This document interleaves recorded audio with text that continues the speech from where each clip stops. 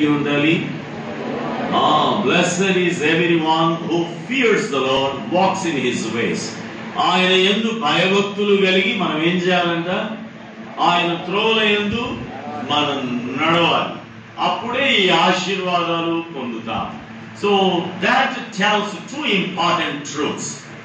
ఈ యొక్క మాటలు ఒక ప్రాముఖ్యమైనటువంటి అదే సంగతిని తెలియజేస్తున్నాయి. First of all, blessing begins with an individual.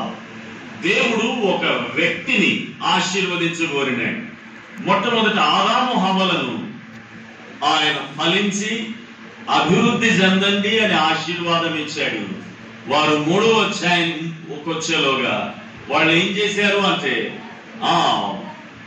చూసండి, దేవుడు తమకిచ్చిన ఏలుబడి అనే ఆ అధికారాన్ని సైతాను యొక్క మాటకు విధేయులై దేవుని మాటను ఉల్లంఘించి వాళ్ళు తమ